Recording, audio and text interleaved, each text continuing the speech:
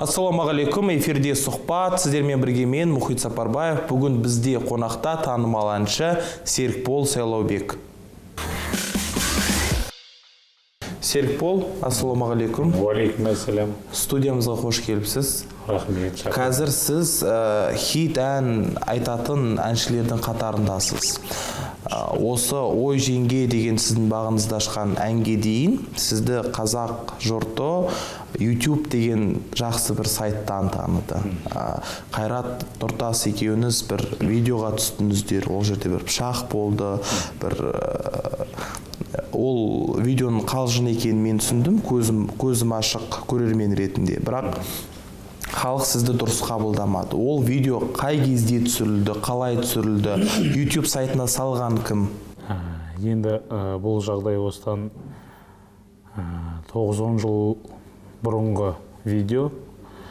Ол кезде біз студентпіз, жаспыз, кішкене енді жастықпен қан қызу деген сияқты көп жаңағы ойлай бермейсің, әйтеуір сондай жастық шағымыз, бірақ енді пенде болғаннан кейін сүрінбейтін тұяқ жоқ дейді.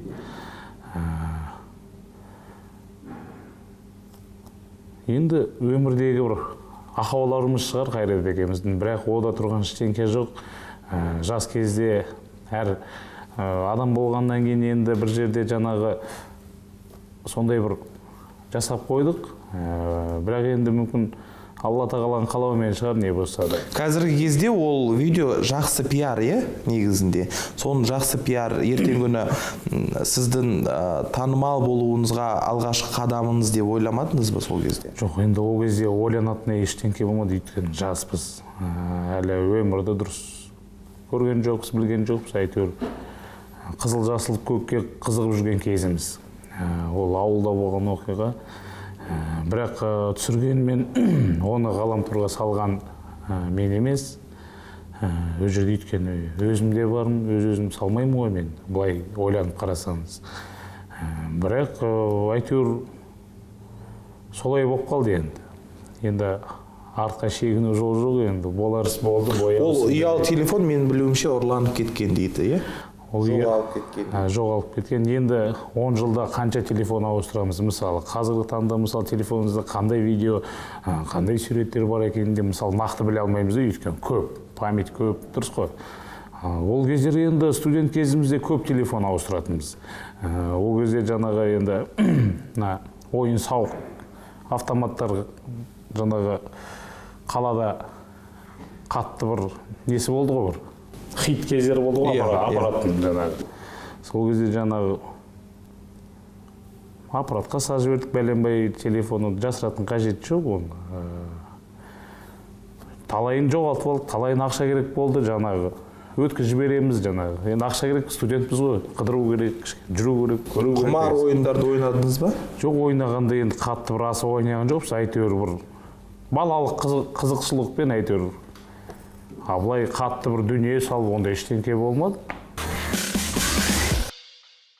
Серікбол, қазіргі таңда әйгілісі бар, жадынадан шыққан әншілер бар, бір клип түсіруге жағдайлары жоқ. Мен білуімше ай сайын жаңа бейнебаян түсіріп жатырсыз. Оны эфирден көрсетудің өзі тегін ешкім көрсетпейтін, оны барлығы біледі. Қымбат, эфирден өз бейнебаянды көрсету.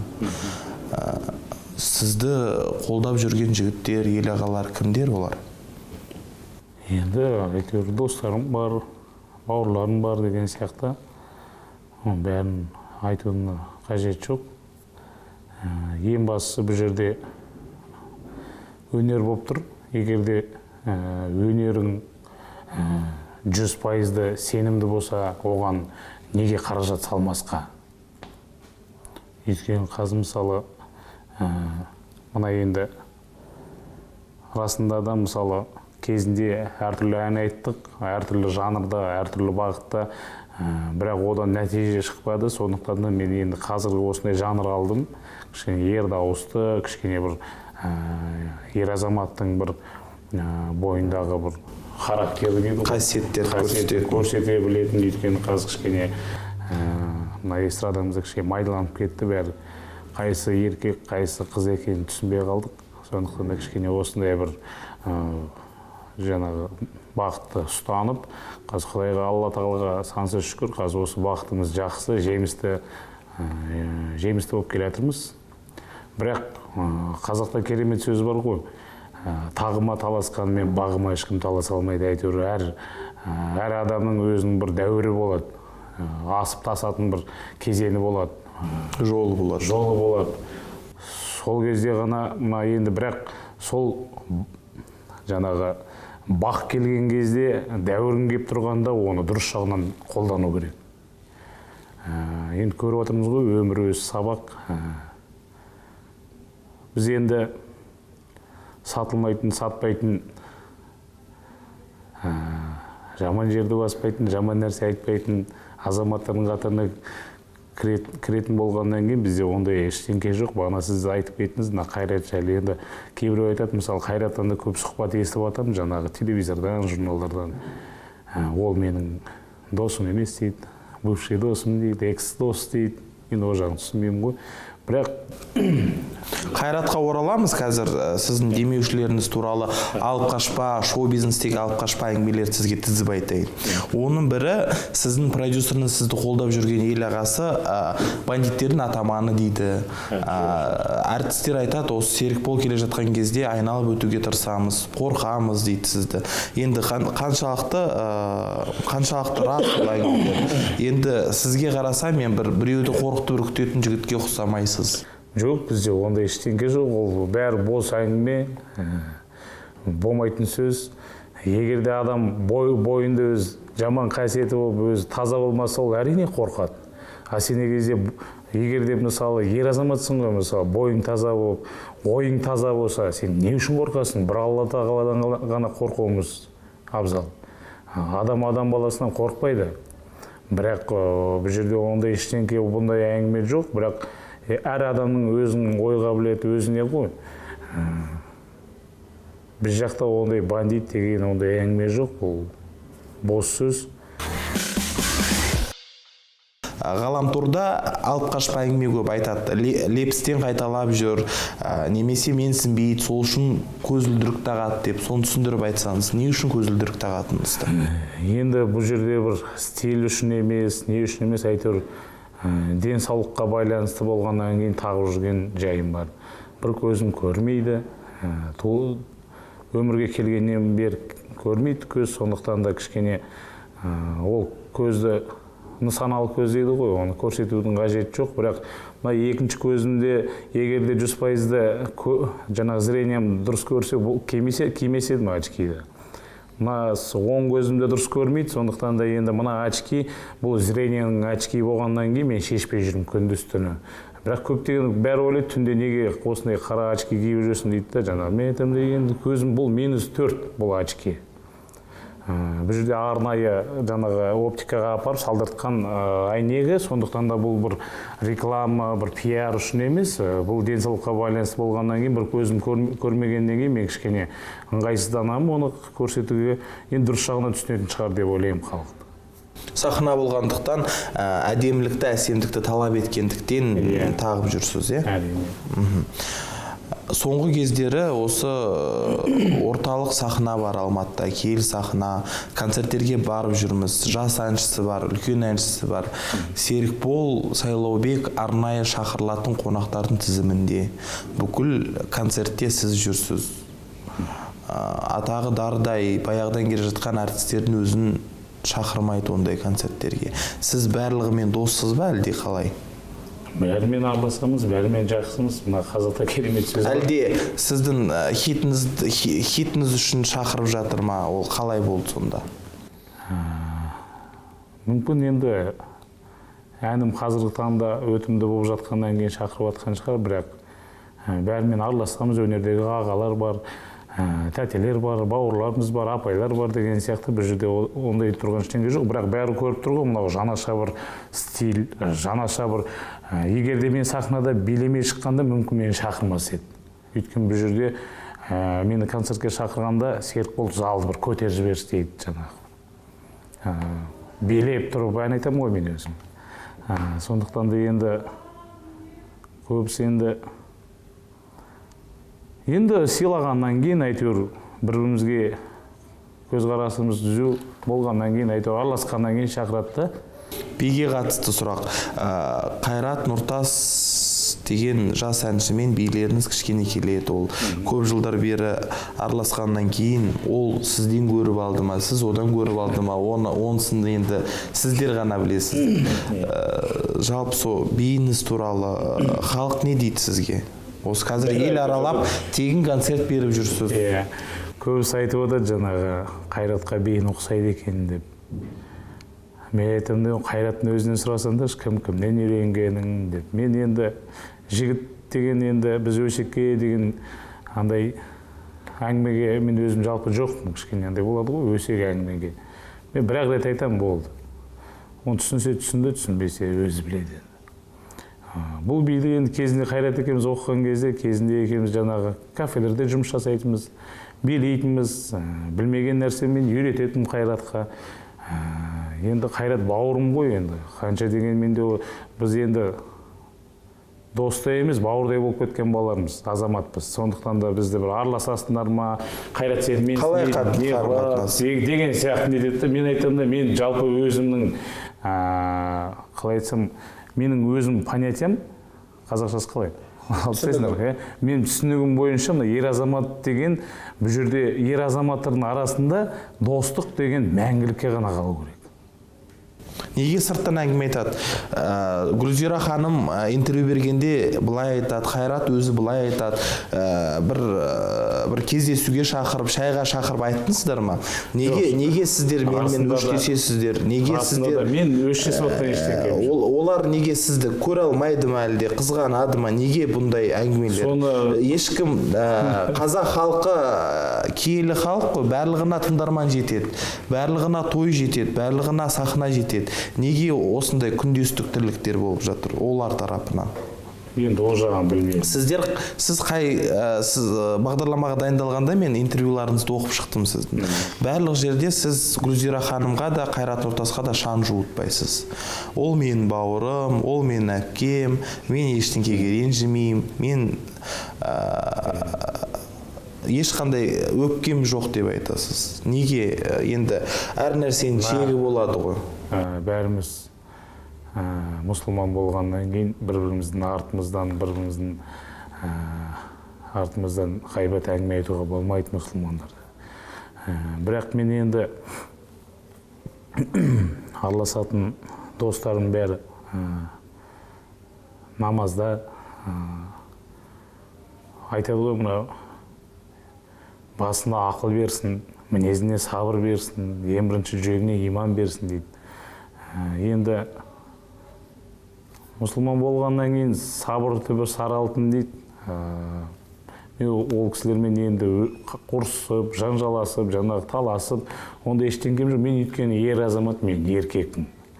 Мен ондай тайталасатындай, ондай бойымда мақталасатындай менде ондай қасиет жоқ. Қайрат Нұртас пен Гүлзира ханымға қатысты соңғы сұрақ. Қашан көрдіңіз, қарым-қатынас қандай? Соңғы рет. Көрген кезде аман саулығымыз түзу, жақсы. Әйтеуір амандасып, Гүлзира ол енді анамыздай болып кеткен кісі ғой. Енді бұл жерде енді қалай енді мына нәпсі деген бар ғой енді. Қазір енді өнер жолы өз сондай кішкене пенде болғаннан кейін дүниеге қолап кетеміз, кішкене былай атақ қолап кетеміз, оның бәрі енді бәріміз түсінеміз. Бұл енді жалған өмір болғаннан кейін бұл бәрі осы өмірде қалатын нәрсе ғой. Бірақ түбі енді Гүлзира анамызға тілейтін тек қана бақытты болсын, денсаулығы мықты болсын. Ол кісі енді менің де анамдай болып кеткен кісі, мен ол кісіге ештеңе айта алмаймын да, ол кісінің қолынан шай ішкеннен кейін ол кісі мынандай деп айтатындай мен қақым да жоқ. Ол анамдай болып кеткен кісі, сондықтан ол кісіні сыйлаймын. Бірақ енді өмір сағаты уақыт көрсетеді өзі. Серікбол, сіздің әріптестеріңіз бар. Бағдат Самидинова, Айқын Төлепберген, тағысы тағы. Алматының іргесіндегі Қарасай ауданына барып, өзінің билеттерін сатқызып жүр екен. Білім басқармасы арқылы мұғалімдер сатады екен. Ауылда тозып отырған ағайынға олардың концерті қаншалықты қажет? Соған не дейсіз? Жалпы барып билеттерін сатқызып концерт беріп жатқан артистерге деген ойыңыз қалай? Енді дұрыс па ол? Ештеңке енді айта алмаймын енді. Ешкімге ақыл кеңес айтқым да келмейді. Қазір ақылыңды айтсаң жаманаты болып қаласың деген сияқты әйтеуір. Білмеймін енді кім қалай жұмыс жасайды. Бұл өнер болғаннан кейін бұл жерде енді әркім әртүрлі бір жолдармен жүреді. Сондықтан да бірақ жалпы енді өзімде қазір 1 мамырдан бастап тегін концерт беріп жүрмін ғой жан-жаққа. Бұл жерде енді бөліп жарудың қажеті жоқ. Ләжі болса қолдан келсе деген ғой енді әншілер қауымын айтып отырған, қолдан келсе елге бір тегін концерт берген дұрыс болар деймді. Бұл өйткені халықта шаршайды. Халықты шаршатуға болмайды. Ол мысалы мына кісілер бар қойып кетсе артынан кейін тағы әншілер келеді жаңағы. Ол енді кейбіреуінің жаңағы жағдайы бар концертке барады, кейбіреуінің жағдайы жоқ. Әркім мысалы өнерді жақсы көреді, өнерді сыйлайды, кеп концерт көргісі келеді. Мысалы мен өзім жас кезімде, кішкентай кезімде ауылда тұрғанда бізге концерт беретін әншілер. Сол кезде мен концертке кіре алмай қалғам. Ақша жоқ. Ақша таппай қалдым. Сол кезде қатты бір жүрегіме қатты бір ыза болды. Сол кезде мен достарыма айтатын, достармен кіре алмай қалдық, енді ақша жоқ, кіргізбей қойды бізді. Сол кезде айтатын, жарайды жігіттер, өскеннен кейін Алла қаласа мен әнші боламын. Мына ел танитындай, бүкіл қазақ ел танитындай әнші боламын. Сол кезде мен бүкіл өзіміздің ауылға ғана емес, бүкіл Қазақстанның ауылына, қаласына тегін концертін берем. Енді Алла тағала мен осы ойымнан бойыма күш қуат берсін, осы ойымды іске асырамын. Және осы ойымнан, осы жұмысымыздан бізді ешкім тоқтата алмайды. Біз елден ақша жинап ондай ештеңкеміз жоқ. Қолдан келгенше көмектесеміз халқымызға, тегін концертімізді береміз, артынан кейін от шашуымен береміз концертімізді. Жай ғана концерт емес, кезінде білесіз ғой енді, жас кезімізде алаңдарға, площадьтарға барғанда бір салюттар атылып, жақсы болды. Сондай кездерді қазір қолданып жүрміз. Салютмен бұл елден мысалы 5-10 теңге жинау емес мақсат. Осы халықтан енді бірақ той тумалақтан жаңағы өзіміздің ставкамызды айтамыз. Қаншаға шақыра алады Серікбол Сайлаубекті? Енді қазір Аллаға шүкір 2000-3000-ға шақырып атқан жайлар бар. Бұлай арасында бірақ енді жағдайға байланысты кейбіреуінің жағдайы жоқ, сол кезде тегін барып берем. Жаңағы қасыма тағы 4-5 әншімді апарам. Қатып қалған баға жоқ дейсіз ғой? Қатып қалған баға жоқ енді. Отбасыңыз туралы айтып беріңізші, Серікбол. Мен білуімше сіз отбасы бар азаматсыз, шаңырақ көтергенсіз. Қанша бала шағаңыз бар? Аллаға шүкір, қазір 2 балам бар.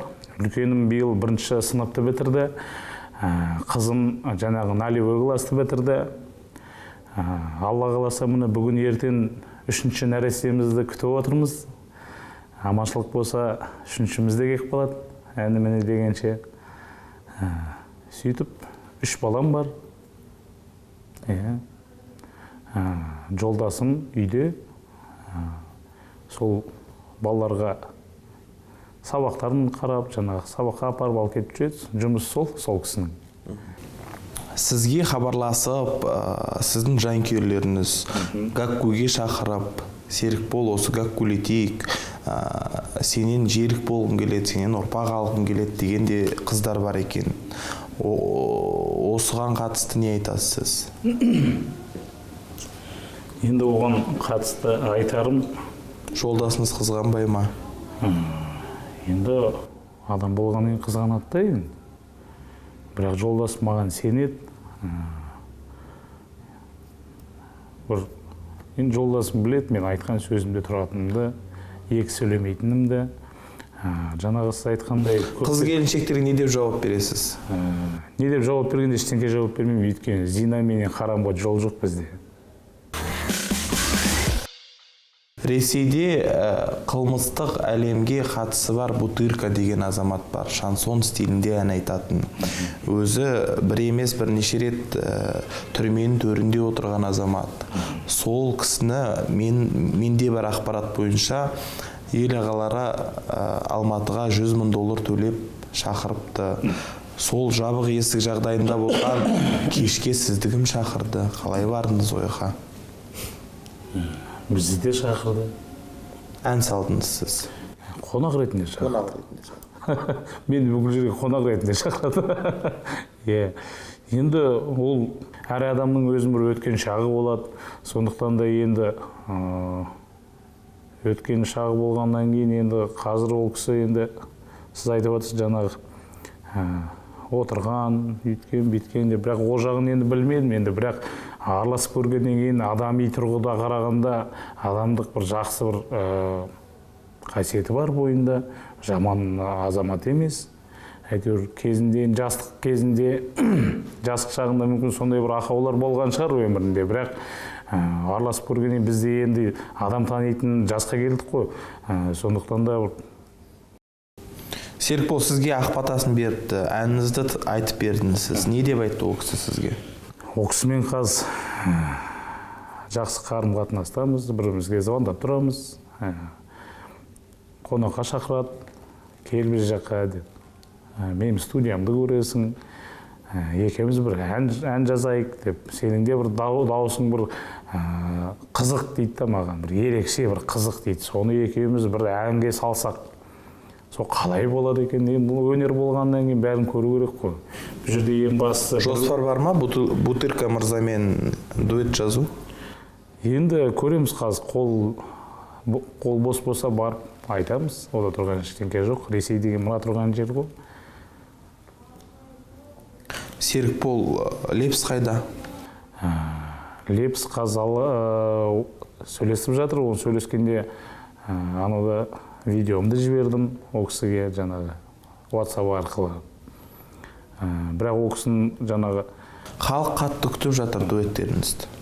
Енді қалай айтсам болады, енді біз асыққанымен уақыт асықпайды ғой. Ол мүмкін енді әйтеуір бізде ниетіміз таза. Айтады ғой Алла тағала, ниетіңе қаратай берем, пейіліне қаратай алам дейді ғой. Сондықтан да енді асығыс ештеңке жоқ. Ол айтылған нәрсе ол Алла қаласа іске қосылады. Сондықтан да бірақ бұл жерде уақытқа байланысты ол кісінің жаңа уақыты тығыз болғаннан кейін олардың жұмыс уақыты өте қиын екен. Сондықтан да бірақ жазбайым деген әңгіме ештеңке ондай болған жоқ. Ол кісімен жақсы қарым қатынастамыз. Жаңағы мне интересно деді. Одан ол сол сөзден ақ байқауға болады. Қазір қол босағаннан кейін өзім бір хабарын берем. Сол кезде келерсің, келгеннен кейін жұмыс жасаймыз деген сондай бір әңгіме болды. Серікбол, Қазақстан Республикасынан инвестициялар және дамыту министрі кім? Қалай? Қазақстан Республикасының инвестициялар және дамыту министрі. Не жауап беру? Кім аты? Ол азаматтың аты кім министрдің? Білмедім. Білмейсіз. Әсет Исекешев мырза. Оның не қатысы бар бізге? Біз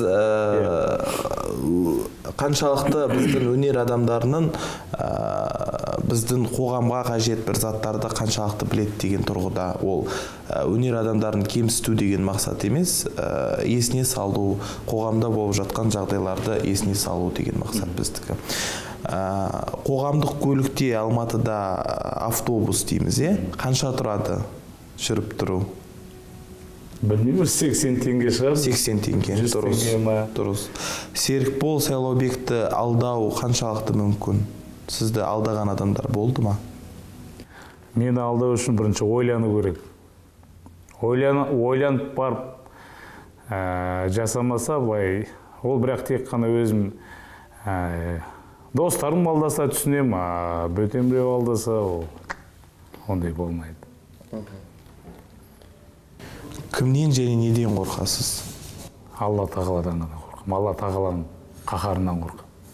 Ешкімнен қорқпаймын бұл өмірде. Меншігіңізде қандай мүлік бар? Аллаға шүкір. 2-3 көлігім бар, бір пәтерім бар. 2 пәтерім бар, біреу жаңағы квартира, біреу жер үй. Қазір Алла қаласа келесі жылы тағы бір үй саламыз.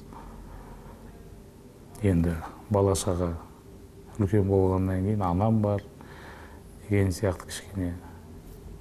Жас кезде жасап алмасаң, ертең қартайған шақта бойда күш-қуат бар кезде жасап болу керек. Аллаға шүкір жеткілікті бәрі. Мен шаңырақ көтерсем, Серікбол Сайлаубек менің тойыма келеді ме? Сіздің тойыңызға? Иә. Келем ғой. Бірақ ерте айту керексіз. Бір 2 ай бұрын айтып қойсаңыз, мынандай күні той, сол кезде мен балаларға айтам, жұмыс жасап жатқан балаларға, мына күні іштенке жаңағы жоспарламаңдар, осы күні біз осындай керемет азаматтың тойында қонақта боламыз. Ой жеңге әнін тыңдап, ой жеңгеге билегісі келетін халық саны көп қазір сонда? Көп. Лайым солай болсын, бүгінгі сұхбатқа рахмет сізге. Рахмет. Айтқаныңыз келсін.